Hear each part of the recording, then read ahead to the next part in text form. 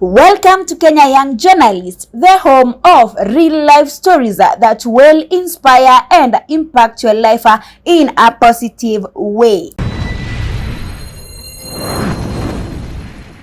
Hello my good people, how are you doing? Thank you so much for tuning into this channel. My name is Nila. I take this opportunity to thank and appreciate each and every one of you for the love and support that you have shown me on this channel. If you haven't subscribed, kindly do so. We are on the road to 10,000 subscribers. Thank you so much. So today I bring us the story of one and only Norah, who is the founder of Nila Baby Shop. On this episode, we are focusing on a story from grass to grace, where she grew her business from hawking to owning one of the largest baby shops in the country. Norah is an inspiration to many entrepreneurs both inside Kenya and outside the country. So if you are looking forward to starting a business or you already have one, this is a video you can't afford to miss any part. So it was me who was carrying the clothes. I pack in, the big Nigerian bags. I used to pack in those big Nigerian bags and walk from, yani kama mama ameniambia nipeleke kitu, I would carry like 100 sweaters, 100 rompers, 100 wasis. So I take to those mothers, they shop from their home. That was my turning point. After 6 years of renting out our shops, finally our headquarters, Nila Baby Shop, Utawala, we are able to build our own branch from zero. Imagine. Watch this video to the end. Remember to subscribe, like, and comment down below. My name is Nyawira. Nila Baby Shop started in 2018 and it was named after Norah's firstborn daughter. The motivation came after Norah experienced difficulties while shopping for her unborn daughter. She had to move to different places including Gikomba, Kamukunji, and Eastleigh to shop for different commodities for her child. Since then, she decided to be a one-step solution for pregnant mothers by meeting all their needs in one place. So Nila is named after my firstborn daughter. There are 4 children, 2 adopted and 2 biological, but Nila is my firstborn daughter. So I named the shop after her. And the reason why it came as Nila is when I was shopping for her, trust you me, in Utawala, or most likely even in the country, you wouldn't get a place where you would get everything that I wanted for during my pregnancy. Yani I had to move all the way from here to Kamukunji. You can know how a pregnant woman walking all the way from, Utawala, kwenda all the way to Kamukunji, Eastleigh, it was tedious. So I couldn't get a place where I would, shop for everything that I wanted. Okay, I had the dream in 2017, but you see, maternity, I delivered the Nila now in August 2017. So, it takes time to think about something because uko na mtoto mdogo, you are unable to, do much of the things. So her starting capital was 14,000 Kenya shillings, which she got from her husband. She later upgraded to a capital of 200,000, where she made great mistakes. So in early 2018, my husband, extremely supportive, I would say extremely supportive, gave me 14,000. And then the 14,000, I went with it in Gikomba. And then, you see, that time 14,000 was some good money, I would say, because I went to Gikomba and got my first stock. But as mothers, all the stock was consumed by my daughter. So there was no stock, as in I didn't make much out of the 14,000. So I kind of gave up. But then, as the great supportive man he is, my husband, gave me another money. He didn't give up on me. That's something I'm forever grateful for. He didn't give up on me. So he gave me another some other money that wasn't much, but at least it could sustain me. So I got like I'd say 100 to 200,000 he gave me. So I was stupid. The first mistake I made, I was stupid. So I was in a rush. This is a lot of money. So I went with it in Gikomba, and just before I went to Gikomba, now nikakuja kutafuta shop. I was looking for a shop. So the first 14,000 that I got, I was hawking. So nilikuwa nazimwaga pale in Utawala Benedicta, hapo nje kuna Tumaini supermarket now called Quickmart. Sasa hapo ndio nilikuwa namwaga hizo nguo. But they didn't bring much because the beautiful ones I was taking to my daughter. So it was cancelling. There was no profit, there was no nothing. So I was walking them around there. So the time I opened, the time I got the 200,000, I went to look for a shop. I was very stupid. I made the first mistake. Nilienda nikatafuta shop and it had a goodwill. How much was the goodwill? 95,000. And it was a very small store. So you can imagine 95,000 is already gone. So I have around 105. So this 105 same pattern is the transaction cost. So I have 100. So the 100 you have to make the shop. The shop that has a goodwill, imagine it didn't have tiles. So I have to tile. The tile took me around 10 to 15,000. So by the time I'm finishing making the shop, I have less than 20,000 for stock. Another mistake. So what I did is I went, did little stock for that and decided I am going now to kufanya juu chini. The business, however, picked well after she started doing social media marketing. She was able to secure several clients despite a few challenges. So when I came back and told my husband the mistakes that I had made, big up to him. He's the person who introduced me to social media. Is the person who introduced me. I didn't have a knowledge much about, social media, Instagram, Facebook. I didn't have that knowledge. So he's the one who opened our page. Actually, if you check the history of our Instagram page, imagine he converted his personal account to business account. He was supporting me virtually. He wasn't at home that time. He was away because of work. So we opened that was my first shop. It was a store. Zile ziko ndani, it was a store inside. It was really small, really small. I think it was the size of here to there. It was very small. We stayed there in August. He had opened the pages, and the pages were up and running, but not very active. So I also took up the challenge not to let him down, and started posting in mothers groups. Or mama wako na mimba, we usually have those groups, Facebook and WhatsApp. So join those groups and market, and for sure I would get good clients. So ikaanza vizuri. In August we got our page. It was running. It wasn't selling much. Everything needs patience. It wasn't selling much. But when I combined it with hizo WhatsApp groups, the Facebook groups for pregnant moms, it was doing okay. So that is 2018. So in 2018, around November, December, business was doing excellent. I would say it was doing excellent. I was able to stock very well. I was able to do deliveries to customers. And at that time, I didn't even have a motorbike for deliveries. So it was me who was carrying the clothes. I pack in, the big Nigerian bags.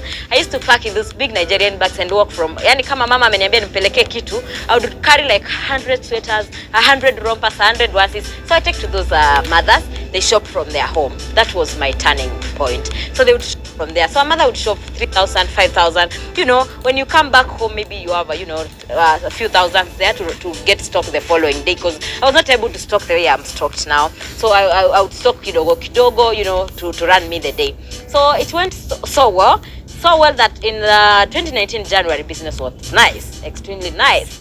At one instance, she had to close her shop for 5 months, thereby relying on social media sales only. After resuming, however, she put much hard work on her business, and through the help of God, it picked well again. In Feb, business was really nice as well. But then came March 2019, I got pregnant for my second born. So when I got pregnant for my second born, as fate would have it, I was put on complete bed rest. So I had to completely close my business. So imagine from a business that was starting to pick up, now to nothing. So the pregnancy was so complicated, I had to stay on bed rest up to around August. So all the way from March to August, and God did marvelous. In August, I didn't know how I recovered. I was given a clean bill of health. So in August, I resumed business.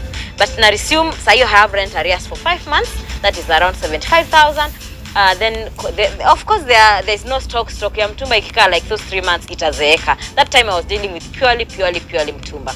So after coming back, I remember I made a promise with God. God, you've healed me at this time. Let these 3 months before I deliver my daughter, let me receive your grace. And let me tell you, God is faithful. So I come back in 2018, August, I'm back. So August, have you ever seen business peak and you're surprised? So in August, business has peaked. Of course, I am very pregnant. That time I'm 6 months pregnant. I'm very pregnant, but I'm able kuzungusha hizo nguo. I used to kuzungusha hizo nguo nikiwa pregnant. Ningeamka asubuhi niko na list yao, tuseme wa mama watatu. So I'll carry those 2 Nigerian bags. Imagine a pregnant mother, 6 months, carrying those 2 Nigerian bags nikitembea nazo. So I would walk with those 2 Nigerian bags, napelekea wa mama. I do maybe tuseme 3 to 4 deliveries in a day, and they do well. There are mothers who are very generous, by the way. By the fact that I am pregnant, I would get a lot of sympathy shopping. Kulikuwa na a lot of sympathy shopping. Walikuwa wanasema, "Hey mama umechoka." They would shop really well. So that time business peaked, and I was skeptical about employing anyone. But you know, my husband told me, you know, you can't fear all the time. And because business is picking up, I'd get the first employee. I was adamant, but I had to do it. So I got the first employee, who is Maureen, and she's still working with me up to date. In 2019, that's the time I got the first employee. That was Maureen. And Maureen, you know, came in hand. I explained to her how we do it, vile business itafanywa, I would, you know, do the deliveries. Na akashika vizuri. Thank you, Maureen, for that. I sincerely appreciate. So we worked with Maureen until 21st when I went to deliver. Imagine, I went to deliver in the hospital, but that morning I went to make deliveries first. Nilizunguka nguo kwanza, and then went to the hospital to deliver. That's how crazy it was, because I didn't want to go back where I had started, where I had closed down. So nikaenda nilideliver hiyo delivery. Nakumbuka nilifanya Ruaka, then I moved from Ruaka to where I was going to deliver. So I went and delivered my child. So when I delivered my child, that was 21st November, I go back home. So actually this I nearly delivered through CS, so it was 3 days in the hospital. So the 4th day when I'm coming home, I get a letter. I get a letter from my then landlord for the shop that, you know, they are unable to sustain me that time. So I closed down the shop. So when I closed down the shop, I told Maureen we are going to do it from home. So Maureen would come in the morning, you know, carry the clothes, and anapelekea customer. So we would get you know, because our online was now picking up, atunge afford to disappoint. So Maureen would today go and buy stock, and then the following day makes the deliveries. And then that time, you know, also my husband was on a paternity leave. So that time we would just, you know, assist with the deliveries. Very supportive, and I'm forever thankful for that. So I came back to the market again, and on 4th January 2020, I officially got my second shop. My second shop that was still small, but you know, I wanted a shop, because you see, when it's online, not everyone will believe you. So when they know you have a shop, even if they are shopping online, they'll have the confidence that, you know, this person can deliver. So when you already have the shop, you know, it is good for, even when you're doing online, the shop gives the customers the, you know, the trust that they need, the confidence that they need. So I get the first shop, and then we come back on 4th. I'll never forget, 4th January. I just opened the shop and then customers come. That was a miracle. That was the first miracle I saw. 4th January 2020, I'll never forget. So customers come. Yes, I've left a small child who is just a 1 month old. But you know, there are times you get to life, and then the motherly instincts, you know, they are more, yes, but you see, mtoto hatakula motherly instincts. They'll not sit down and you say, now because I am your mother, let me serve you motherly instincts. No.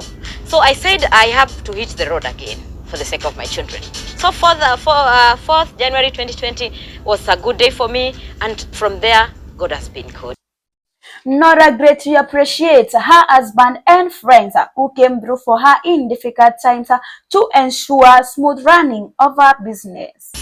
Finances are a big challenge in when you are running a business, but I'm so happy that I have people around me who would support me. My friends have come through for me. I would say I've not picked up bank loan to run this business. My friends have come through in so many ways. I would tell a friend, by the way, leo sijalipa rent ya duka, please loan me. And you know, so finances is a challenge to everybody, of course, but to me it was a big challenge. But I am forever thankful that, you know, my husband, my friends have come through for me in crazy ways. So the two challenges is, you know, business being too dependent on me, and finances. Her greatest motivation that keeps her going is seeing the satisfaction of mothers and being able to create a job employment for young people.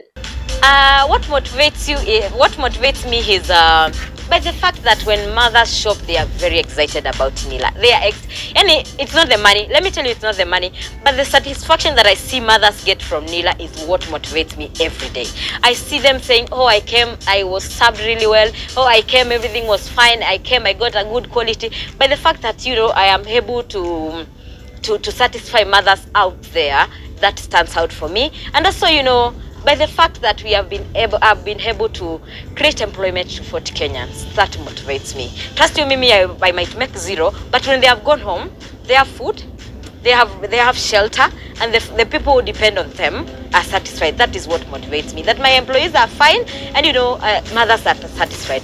My customers and my employees motivates me every day. And of course, you know, have to get motivation from my children.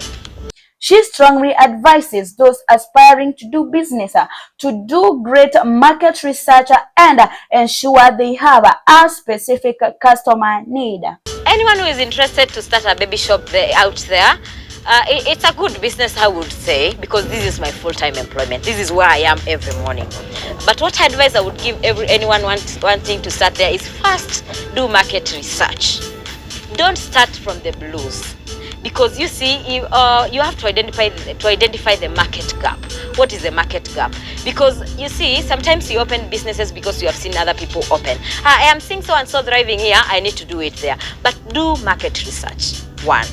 2, ensure you know your clientele. Who do you want to serve? Because you can never open a business and serve everyone. You can never open a business and serve everyone. That's why we have high-end, middle, and low. So identify your clientele. Who do you want to serve? Do you want to serve the low, the average, and the high? Because you see, like, if I take my business, let's say, to the high-end estates, there are people who don't do mtumba. There are people who don't do mtumba. And that is them, you know, and that is them. So for me, I've targeted the middle people and the middle and the below. Because when the target market is right, you'll be able to get a customer. Let me tell you, your product is always expensive to someone and always cheap to someone. It depends with who are you targeting. So identify who is your target market. Norah is excited to share her greatest milestone, which is opening a baby shop at her own building in Utawala. The project, which began December last year, will be launched on 3rd May 2025. It will serve as the headquarters of Nila Baby Shop. Do you know, for the first time in history, someone is offering all pregnant mothers a free pregnancy scan? Namaanisha, kama hujui jenda ya mtoto, utajua hiyo siku. Kama hujui mtoto kama amesha engage, si mnajua wale vile ana engage. Kama hujui mtoto amesha tana majatan, that is the day. Because we are going to be having the scans, free pregnancy scans happening, plus a gynecologist on site.